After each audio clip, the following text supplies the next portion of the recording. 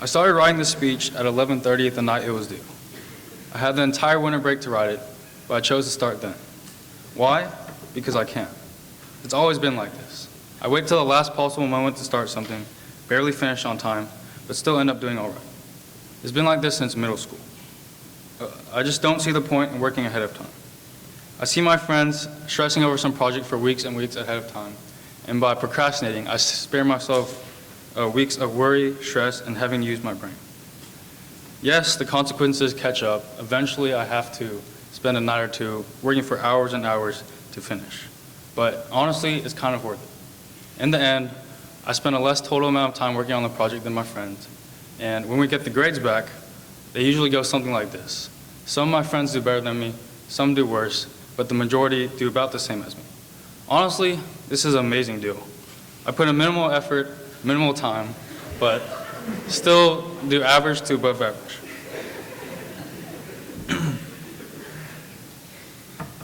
To get a better understanding of procrastination and why we procrastinate, I did some research.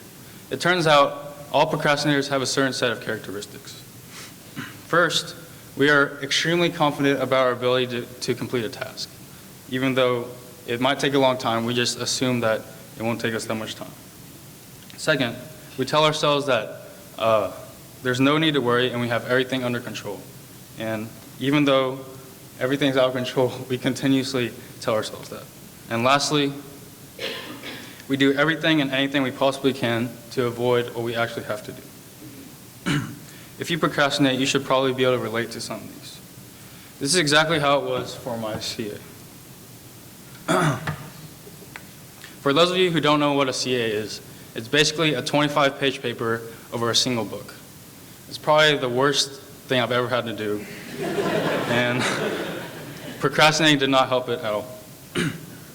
And we got 3 months to do this project, so I kept putting it off. I said, I have plenty of time to do this. There's no point in starting now. So I just kept putting it off. With these false feelings of security, time passes by, and eventually we get to the point where we say, crap, I have like 2 days to finish this project. At this point, we put in a ton of effort, a ton of work.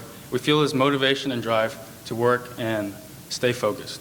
And a lot of times we come up with delusional statements such as, I need pressure to work hard. I need pressure to do my best work. In all honesty, these simply aren't true. We don't need pressure to work hard. We don't need pressure to focus. The only reason it's easier to focus when we procrastinate is because we're out of options. We have no choice but to work, our backs are against the wall, and we have no time to give in to distractions. This is how it was for my CA. With 1 weekend left to finish a 3-month-long project, I felt it very easy. I was able to focus very easily. Sunday morning, I woke up, locked myself in my room, and opened my CA book for the first time.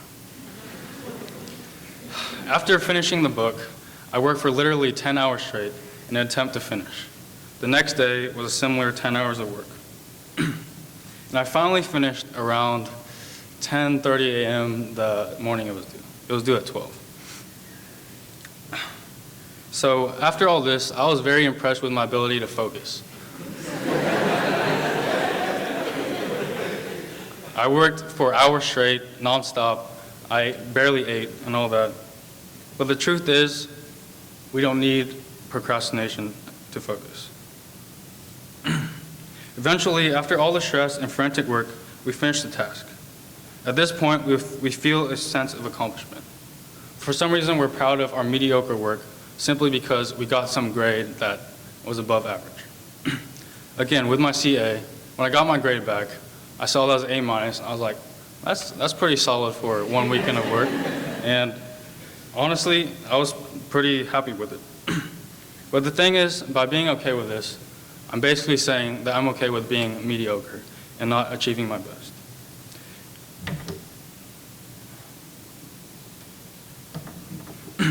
If you're okay with mediocrity, by all means continue to procrastinate. But if you actually want to achieve your full potential, you have to take steps to break this habit. There are a few things you can do to break this habit. First, you have to be realistic with the time it takes to complete a task. Set up a detailed schedule so that you can complete tasks systematically and in a timely manner.